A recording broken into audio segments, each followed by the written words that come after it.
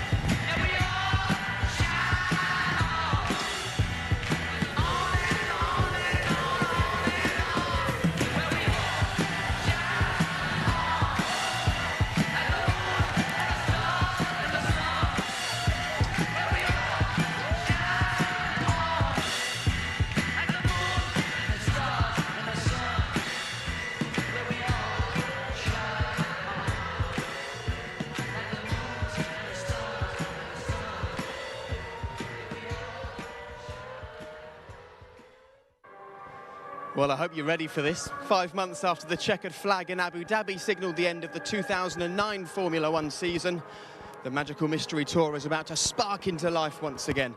And we come together here in the Middle East to potentially witness something very, very special indeed. Welcome to live coverage of the 2010 Formula One season, starting right here, right now, with qualifying for the Bahrain Grand Prix. And the honour of launching the season falls to the Kingdom for only the second time. And they've upped the ante this year with a new track layout that they hope will spice things up even further. And how important could tomorrow's race turn out to be? With 25 points now available for a win, it's all about hitting the ground running. Jenson Button won here in 2009 and went on to become last year's champion. But who will be the leader in 9 months' time as we complete the circle just a couple of 100 miles across the water in Abu Dhabi? Well, it's going to be a long season, but it's going to be a good season. Particularly McLaren will be hoping it's going to be good for them because, of course, they struggled at the start of last year. And I'm sure you've got an opinion already about who might be the Formula One world champion. And with us once again, ready to share their opinions with each other. David Coulthard and Eddie Jordan. Guys, it's lovely to see you again. Happy New Year to the both of you. And You too. Eddie, let's start with you. 40 years you've been involved in motorsports. Have you ever known an excitement as high as this before a season gets going? Well, not in my memory, and you know, you rightly say I go back a few years, but what has happened here is the change, the regulations and no refueling. For me, that's going to be partly the key to the excitement of this year. And Jenson Button wins the world title, and suddenly this year it looks as hard to defend that crown as ever, doesn't it? Well, indeed, he's made the very brave move, I think as Martin Brundle suggested. He's into the lion's den of McLaren, gone into Lewis's team. He's been part of that team for more than 10 years, of course, from a young driver. But he's taken the challenge. He said, look, I'm the world champion. I won it at Braun. I'm going to put myself up against the previous world champion and show just how good I am. Brave boy. Well, this year in Formula 1, we've got 12 teams and 24 drivers. We'll meet them all before qualifying gets going on the hour. But what about the boys at the very front? 8 drivers, 4 world champions amongst them.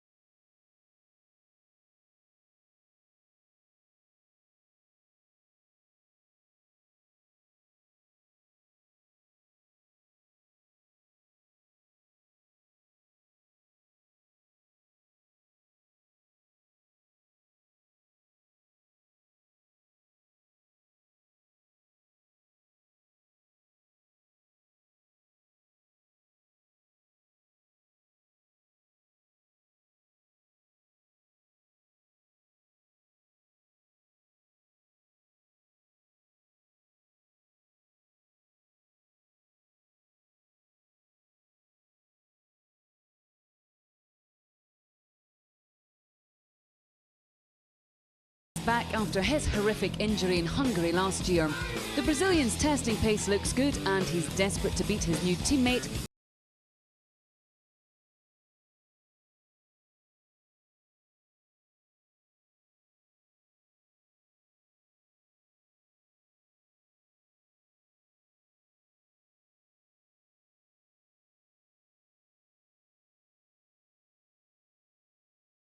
Well, David, 4 world champions on the grid isn't unique, but it is special. But perhaps what is unique about these 4 world champions is that they're all in cars that could potentially give them the title once again. Yeah, I can't remember the last time we've been in that situation, certainly not during my career. And as you say, you've got some great driver pairings, so it's not just about which one of those guys is ultimately going to be the champion, but who's going to win the battle within those teams. Yeah, and we know that F1 is all about kudos and being the big man in the paddock, and particularly this year, if you can be crowned world champion in 2010, it's going to count for just a little bit more, isn't it? Well, David exactly hit the right mark there, because first the champion has to beat his teammate. I've never seen such closeness between teammates before. That's going to be fascinating because they're driving the same car, equal chances. It's just mouth-watering stuff. OK, well, listen, I'll catch up with you both in just a moment. Well done for colour coordinating the shirts as well. Very happy about that. But let's take a wander down here because, of course, a lot of people have been talking about McLaren. Not just 2 world champions in the same team, but the 2 most recent world champions, both of them British, of course. And very interestingly in there, what they've done is they've taken the engineers for each of the drivers away from being on opposite sides of the garage, and they're actually in a sort of little island in the middle. So it's all happy families at McLaren at the moment. As for Red Bull, of course, they had a very fast car last season, but only came second in the championship, and they have said this year it's all about winning the title. But a lot of the chat this season is about this team at the very front right here. The return to Formula 1 of the Silver Arrow. And it might not look beautiful at the moment, but trust me, at full pelt around this circuit, to see this car back in Formula 1 is very special indeed.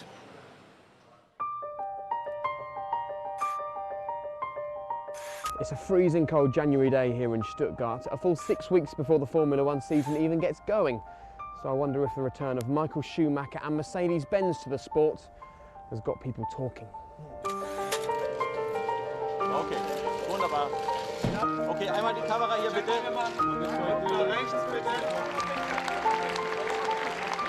It's a nice start for a comeback in many senses. Because I have proven everything that is to be proven in this segment, the nature is that I'm just there to enjoy and have fun. And the most fun I have is if I win. It's a Silver Arrow, which is it has such a great history. Walking through the factory here, it's amazing to see all the cars that they've built in the past years.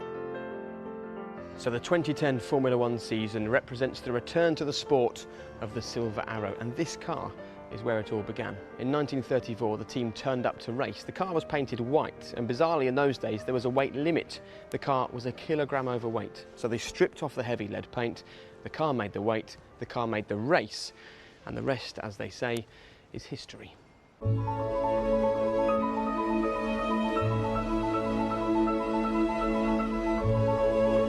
I imagine if Michael Schumacher could emulate the success of any car this season, then this one would be it. The W196R that Fangio took to the world title in 1955. That was the last time we saw a Silver Arrow in Formula One, 55 years ago.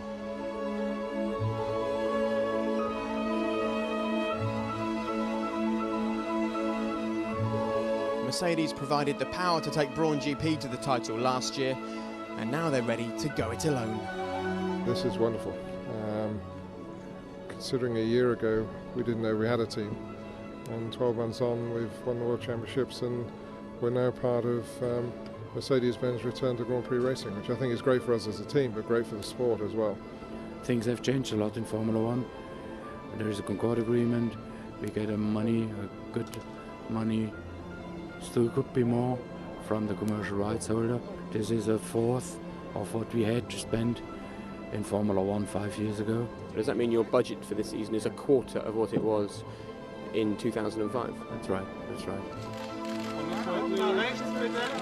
I think Nico will respect Michael. I think, you know, he's got to beat Michael, that's his ambition in life. But you can do that in the right way. He's a nice guy, I don't think he'll play there won't be any silly games that will go on, and certainly that's not something Michael does. So I say great opportunity for Nico. Well, I signed with Braun, hoping and expecting the Mercedes deal to come about, which then happened, which was really nice.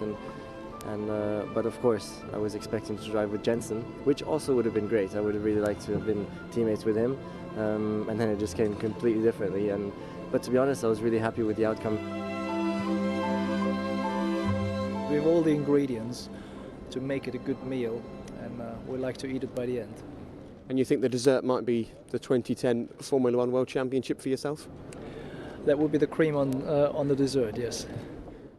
OK, we'll leave the food analogies there. He's clearly a guy just very hungry for success, isn't he? The last time the Silver Arrows unveiled a new Grand Prix car, Winston Churchill was Prime Minister. We can get very caught up in the history of this team, as we can with others along the grid. But what matters is they've got to come back and be successful. Well, indeed, they're very proud of their history in Formula One, and you know, they make no secret of that. But past performance, no guarantee of future success. We've said it before. They need to deliver. So this is year one for Mercedes Grand Prix racing. A lot of expectation with Michael Schumacher behind the wheel. And last year as Bahrain GP, it was a fight on the track and a financial fight as well. They've now got a nice big title sponsor on the car, manufacturer backing. We'll find out if this really is a well-run, proper F1 team now, won't we? Oh, there's no doubt about that. This will be music to Ross Brawn's ears. No financial worry. The stress related to that is something immense. It's taken away from him. He can concentrate on the car, the speed, the drivers, and part of a works team. He'll leave the rest to Norbert and the people at Mercedes.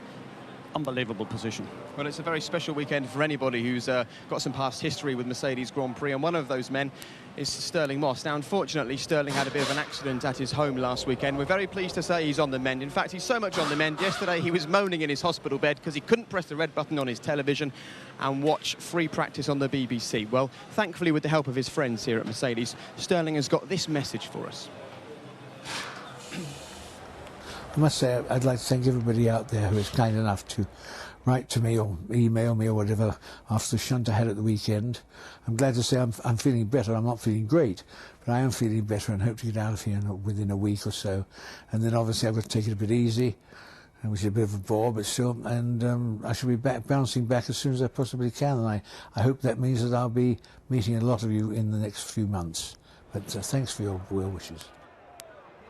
Well, if there's one guy who's certain to recover from something like that, it's Stirling Moss. He's had a few accidents in his time, and he's always come through. And Stirling, we know you're watching. We send our very best wishes to you and your family, of course. But just come with me up here, because Stirling was a very, very special driver indeed for the Silver Arrows. And they've returned with someone who's equally special, I think you'll find. Take a look at that helmet right there. That belongs to a man who's got 7 silver stars on there for 7 very special reasons.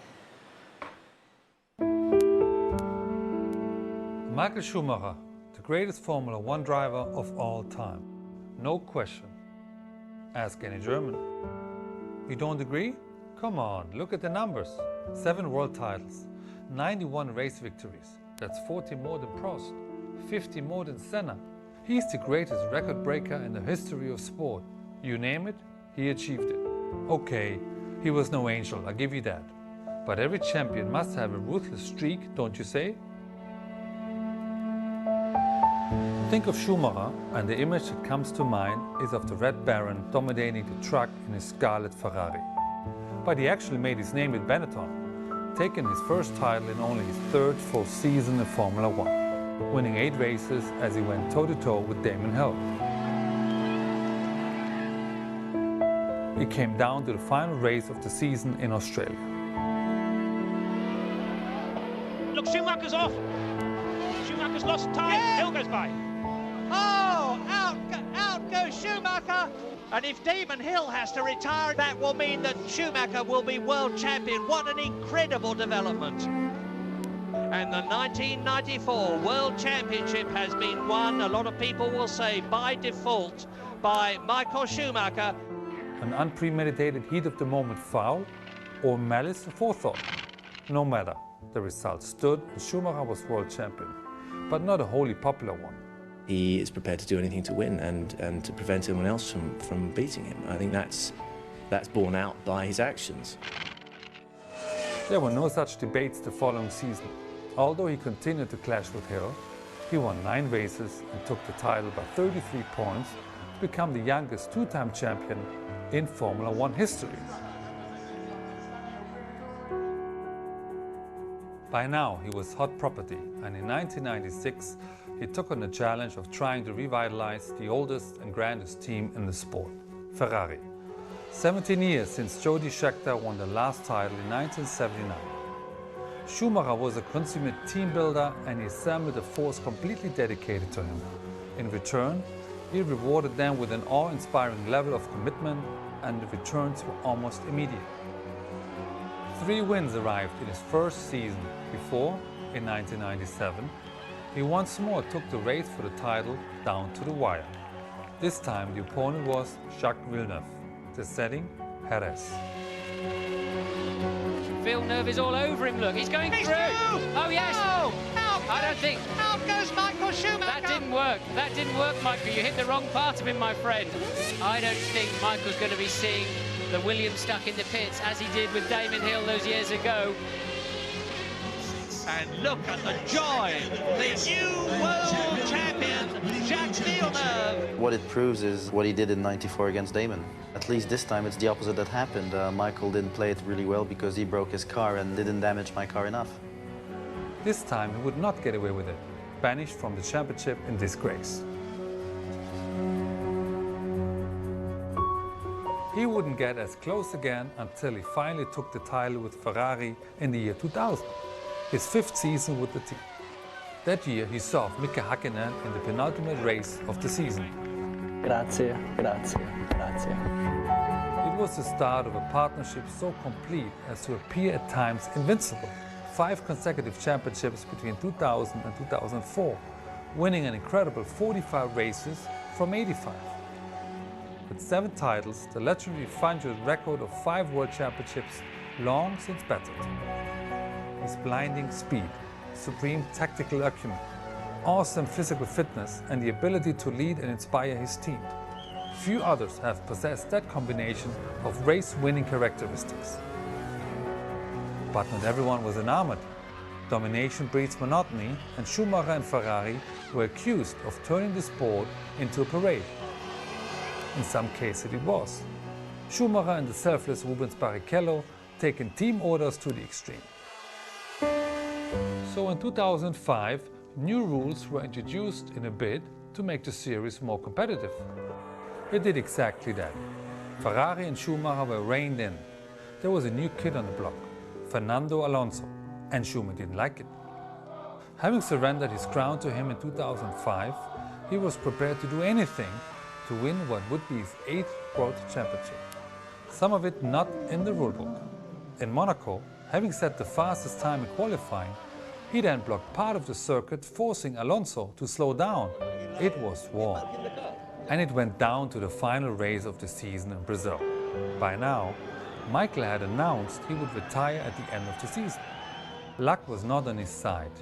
Mechanical problems meant he couldn't complete qualifying, and in the race he blew a tire, forcing him to the back of the field. He fought valiantly back up to 4th, but there was to be no fairy tale story. He walked away from the cockpit, and we thought that would be that. Only 18 months ago, he still showed no desire to return to the sport. Why? There's nothing else that I can top. I mean, for my own satisfaction. Nothing else. I can only lose, and I don't like losing. Genius or madness? Only time will tell. But there will be another chapter in the Michael Schumacher story. And that chapter gets going here today. Not long as well to wait now. Less than 29 minutes until the first part of qualifying for tomorrow's Grand Prix. And Michael Schumacher, bear in mind, has never taken part in the new style shootout qualifying. And in case these guys forget whose car they're working on, there you go. Those are the tools they're working with. But they're not likely to forget very quickly, are they? And certainly Norbert Haug, who's the Vice President of Mercedes Motorsport, won't forget. Why have you got his name on there? These guys don't need reminding who's in their car. You're working for us, or what? Not yet, not unless you pay me the same amount as you're paying him. We can negotiate, no problem. Very nice. Now let's just sort of talk about Michael, because he's 41 years old, Norbert. He's won 7 world titles, and he's coming back to Formula One to put not just his neck on the line, but his legacy as well. What's he said to you about why he's doing it? Well, I think he's just passionate about it. This is what he wants to do, and he has had a break for 3 years. And now, as we say, the fire is burning again, and I think he's doing a good job. And this is technically the car and technically the team that won the world title last year. How have these guys been buoyed by bringing someone like Michael, along with a very fast teammate, Nico Rosberg, into the team as well? Absolutely. I mean, they had great drivers last year in Jensen and Rubens, no doubt. Otherwise, you cannot win the Constructors' World Championship. Jensen as a Drivers' World Champion, that was a fantastic achievement. But now with our drivers, I think we are very satisfied. We're working together very closely, very good. Not quite where we want to be, but we're heading in the right direction. He'll soon let you know if you're not, won't he? No, but thank you very much. Good luck this weekend. Go well for the season. We'll speak to you soon. And David Coulthard is actually with a man who also shared some nice on-track moments with Michael Schumacher as well. DC. Yeah, I'm down here with Damon Hill, who was the 1996 world champion. Won your championship going wheel to wheel with Michael Schumacher. We've just seen some VT there where you were giving an opinion several years ago about what lengths Michael was prepared to go to win. Has your views mellowed at all as the years have passed? Well, I think on Michael, he's always been slightly controversial. I think his approach to motor racing has been to take every advantage or every opportunity and then argue about it later. And I think that the question with Michael's career is really the way that the regulations were applied to the things that he did. And some interpretations, I think, were controversial, and he got away with them, and sometimes he didn't. But as a talent, there's no question that Michael Schumacher is the most complete, dedicated professional I think this sport has seen, maybe perhaps ever. That's interesting. Well, an old team boss of yours, Eddie Jordan, thinks he must be mad to be coming back and risk that legacy. An ex-teammate of yours, Jacques Villeneuve, has been pushing to get back in Formula One. What's your view on that? I think we should let them have a go. I mean, if they've got something to offer, I think it's wrong not to at least see what they can do. But this is Formula One, and as you know, David, you know you live and die on your performance, and that's what's going to happen. And Michael knows that. He's good enough to know that, and Jack knows that. And it's a brave person that comes back and has another bite of the cherry, because it's one thing to have it in your mind what you used to be like, but it's another thing to actually be able to reproduce it. Okay, well, thanks very much. Yeah, thanks indeed, boys. Let's go for a bit of a walk, Eddie, and keep your eyes peeled, because this pit lane is now getting very busy indeed. Damon says that if someone feels ready to come back to the... Right, I've got myself in trouble already. If someone's ready to come back to Formula One, then you've got to let them. But you've said it's madness for Schumacher to return. Why is that? Well, first of all, I think I need to start this little conversation about saying what a wonderful story it is for him to come back. But at 41, there's no logic, there's no upside. You've heard Boris Becker. Boris Becker was a fabulous champion. Did he come back at 31, never mind 41? It's not possible for the body. But if he wins the world title, that's an upside. Even if he does, he's won 7 already. Please tell me the amount of risk he's putting in place for one tiny piece of upside does not make sense. OK, fair enough. Well, everybody's got an opinion on this, as you've heard, and I'm sure you have as well. And you can keep across the whole Michael Schumacher returns to Formula 1 story with us in a variety of ways here on the BBC. We'd love you to check out the website, both for qualifying and the race. There's all sorts of things on there, including some extra stats and facts as the action unfolds. You can also press the red button during the race. You can ride on board with the drivers and also have alternative commentary. And as always, the iPlayer is making the unmissable unmissable. And that's exactly what it'll do all season long. All of our action will be on there as soon as it's been on the TV. Now, if you're wondering why Jake and Eddie are walking away from Ferrari and McLaren and the Silver Arrows, it's because the story at this end of the pit lane is just as compelling as it is up there. Here's why.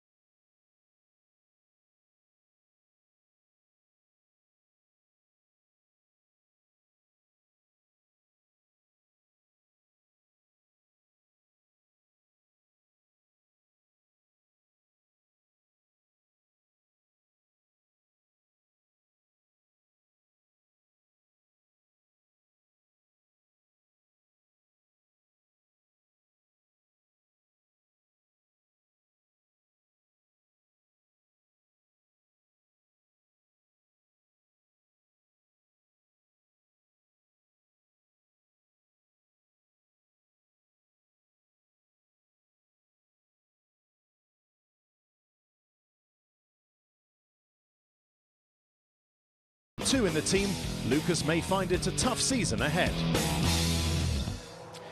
Well, a very tough season indeed for quite a few of the guys down here, and it is worth just drawing your attention to this nose. Look at that, the beautiful green and yellow of Lotus returning to Formula 1. Of course, every time I look at that, I just think of Norwich City, but I would, wouldn't I? David, you're having a little play around with that. First impressions on how Lotus have gone this weekend, how the setup's looking? Well, we always felt, talking before season, that this would be the best prepared Formula 1 team. They've got Mike Gascoigne, who used to work with Eddie, very experienced. His cars have won Grand Prix in the past, and they've been out on track testing, so they're well prepared for this race. Now, people at home are still struggling to work this out in their heads. Is this Lotus's 492nd race, or is this Lotus's first race? It doesn't really matter. I mean, for those historians, they want to see the revival of Lotus, such a great brand, probably one of the most emotive brands that we've seen in Formula 1, and alongside Ferrari, dare I say. So from my point of view, I'm delighted they're back. I don't care whether it's the first or the 400, as you rightly say. The fact that they're here is amazing. I concur, and we'll talk about Lotus's arrival in Formula 1 and watch with interest their progress throughout the season. But it's not just Lotus who are new. To our right over there, we've got Virgin Racing, and to our left, a team called Hispania, who only got confirmation they were on the grid at the very, very last minute, and they've had a really tough weekend indeed. Here's Ted Kravitz with that story and the rest of the news.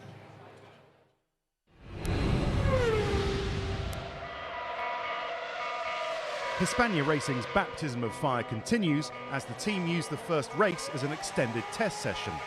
Bruno Senna had to be helped out of the garage before stopping out on track, while Karun Chandhok has not taken part in any practice sessions with clutch and hydraulic failures. The team say they intend to start the race with at least one car on Sunday, but don't expect to make it to the finish. Meanwhile, at the front of the grid, we're uncovering the technical secrets of the top teams. McLaren have come up with an ingenious contraption that could gain them a lot of lap time. This vent at the top of the car is opened and closed by the driver's left knee. the driver lets in air at high speed, which funnels through the car's engine cover fin and onto the rear wing. It's a clever aerodynamic trick that makes the car faster on the straights, handy now the cars do not have last year's KERS power boost button. It's controlled by the driver and obviously creates a stall to the rear wing, which in turn gives a bit more straight line speed. So ultimately the FIA have had a look at it, they've deemed it to be legal, so therefore it's a clever design. If it's something that under, at top speed allows air through a duct or something, then for me that's a movable aerodynamic device because something's changing on the car, and as I understand it, that's banned. It has no moving parts, it's a good concept and it's been approved and documented with the FIA. They've looked at it, they've declared themselves happy, and frankly I couldn't imagine how anyone could protest it. Even though the device is legal, at least one team is considering a protest, so we may yet have more controversy after the race. All the top teams are working on devices that lower the car's ride height as the fuel burns off throughout the race, while Ferrari have these wheel discs that give an aerodynamic gain and replace last year's wheel fairings. We all sit in these meetings and we agree, yeah, we're going to get rid of wheel covers to save money, blah, blah, blah, it's irresponsible. And then a couple of teams turn up with some very intricate looking wheels that seem to resemble, covers. So again, you talk about the regulation and the spirit of the regulation. Certainly that doesn't seem to be in line with the spirit, I would say. And finally, this qualifying session is a step into the unknown for Michael Schumacher. He's never taken part in the current shootout-style qualifying, and unlike his immediate rivals and teammate Nico Rosberg, did not do a simulation in winter testing. I certainly feel a little bit rusty, especially on a one-lap issue. I'm sure I can do better. But are there problems with the car, or is it you? No, it's not a problem. No, it's just for a one lap. As you see, Nico is about 4:10 something up front, and that's a bit too much for my standards. So I gotta raise my game a bit, and I'm sure I'm able to. Well, if Michael Schumacher's feeling nervous, how is Karen Chandhok feeling right now? Having never turned a wheel in his Hispania racing car, we believe you're preparing to go out and qualify. Is that the case? Well, I've been prepared since for the last 2 months, really, but... You have worn these overalls all weekend without getting in and out of them. I know how to change in and out of them quicker than anyone else, I think. But it's a real nightmare. We got in this morning, engine fired up, went for first gear and lost hydraulic pressure. And the boys checked it last night, again this morning, and it's just bizarre. The luck we're having with hydraulics this weekend is... but, as Eddie would know, doing a shakedown in public is... this is a shakedown. If you were at Silverstone Stowe Circuit, this is what you'd expect. Unfortunately, we're doing it in front of millions of people, and it's not ideal, but these are the cards we're dealt with. Either we play the cards or we walk away. Okay, so you are going to go out. You are going to attempt to qualify. Wait, how do you feel? We've talked about the quality on the grid out there. Are you nervous? Are you excited? It's not the dream arrival in Formula 1 you were hoping for, I guess. No, absolutely not. But, to be honest, in some ways the pressure's less because there's no expectation. We're just going out there to just get 5-6 laps under our belt. I mean, David would know, just to check the seat. There's always things you need to tweak with the seat and with the position. I haven't even done any of that. So if anything, this is just to get some laps under my belt and make sure, the bodywork's not burning, and just installation laps, really. Well, you seem amazingly calm given the situation that you're in, but presumably, as you say, you're just going out there now to do an open test session and try and build experience for the next Grand Prix. Yeah, I don't want to get in anyone's way. There's a high pressure game up going on at that end of the pit lane. We understand. We don't want to upset anybody. We'll try and stay away from the last 7-8 minutes of session so that we're not, getting anyone's way, because, like I said, we just want to get some miles under our belt and get on the grid tomorrow. Well, Carol, I know how frustrating it's been for you this weekend, so we'll let you go and prepare to get in the car. But good luck, and we hope to see you out on track. Poor guy, really difficult first weekend in Formula 1 for him. I would not want to swap places with him for all the money in the world. But while it's stories like this and hard luck stories like this, and you can see the amount of work going on the car at the moment for the guys at the back, what about the packed out midfield? It's also pretty hard in there as well. Here's why.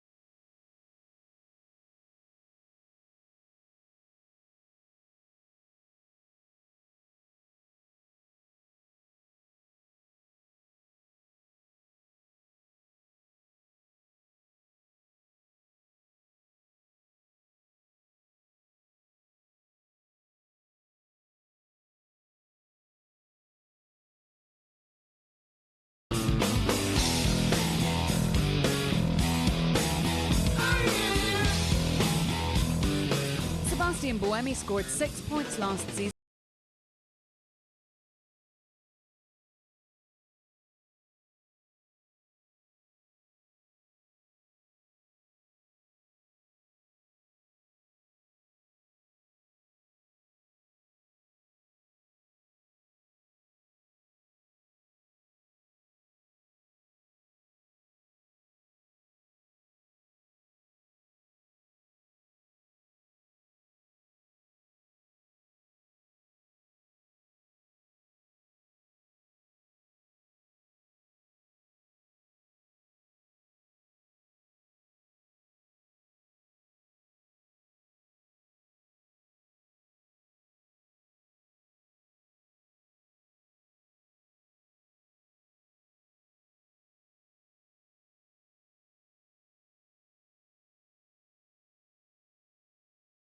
For the Swiss team.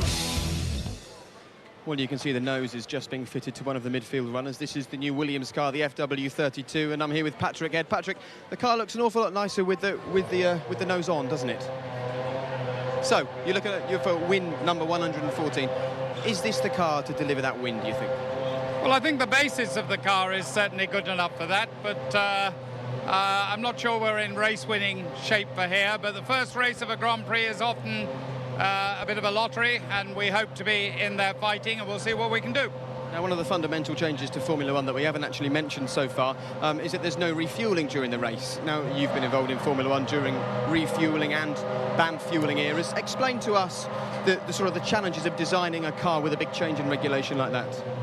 Well, it's obviously meant a much bigger fuel tank. I mean, last year it was typical to start a race with 50 or 60 kilograms of fuel on board, 80, 90 litres. Now we need 160 odd kilograms, 3 times as much, so that's about 220 odd litres. So the fuel tank of the car is a lot bigger. That's put a lot of pressure on cooling area for the radiators on either side, because the chassis is quite a bit wider. Some people have chosen to go longer. But it also means that the load on the tyres, particularly the rear tyres, in the early part of the race is very heavy. So the drivers have got to maybe take it a little bit easy, and by that I mean maybe half a second away from their ultimate. I don't mean 5 seconds. Not 10 seconds, okay. And under here is the new Cosworth engine, reunited with Cosworth. What do you think of the engine? The engine's excellent. It's been very good in testing, very reliable. And the Cosworth people have, obviously the engine's quite a bit upgraded and changed since we ran it in 2006. And they've been working extremely hard on improving fuel consumption as well as drivability and power through the range. Correct. Another big discussion for this season, managing your fuel. Thank you very much, Patrick. Have a great season. Nice to see you. Take care.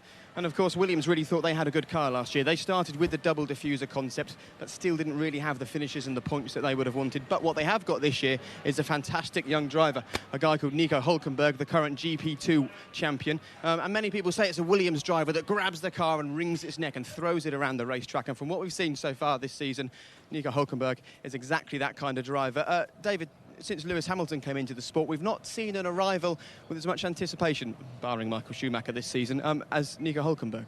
Yeah, he's the real deal. Spent some time with him pre-season, and you know, he's got that sort of steely look, that inquisitive. If you ask him a question or make a statement, he'll be like, well, why do you say that? So he's got strong opinion, quick and behind the wheel, and he's been spending, I think, a good year at Williams, sort of working around the factory and the carbon shop and all that sort of thing, integrating. And very quickly, we're driving down costs in Formula One at the moment. Do you think that in the next 2 or 3 years, Williams are a team well placed to take advantage of that? You've just spoken to one of the great masters, Patrick Head, Frank Williams. They're a great double act. Never rule them out, because just things could turn in their favour, and they're a great privateer, probably the greatest privateer team of all time. I have huge respect for both of those people. They can win races this year for sure. Well, we're getting very close to qualifying, about 9 minutes to go until qualifying arrives. And the big deal with these midfield teams is that only 10 cars can make it into the final part of qualifying, the pole position shootout. We think that 4 of those are going to come from the big 4, so it leaves Force India, Toro Rosso and Williams all battling in that midfield area. It's really, really congested, isn't it? Well, it is indeed, and I think that the battle is between Force India, Williams and Sauber, who were former BMW team, but Peter Sauber's taking control of that team again, and they've been looking very good in testing. OK, well, we're here at the Sakir circuit in Bahrain. Very popular with David and Eddie because it's sunny, but also very popular with the drivers, or it was until this year when they added 8 new turns, and the track is also incredibly bumpy. This afternoon, we're going to get a good idea about who's worked really hard to build up their fitness over the winter. Bahrain, Sakir, 3.914 miles. Downforce, medium, laps, 49. Classic moment. Alonso and Schumacher go toe-to-toe, 2006.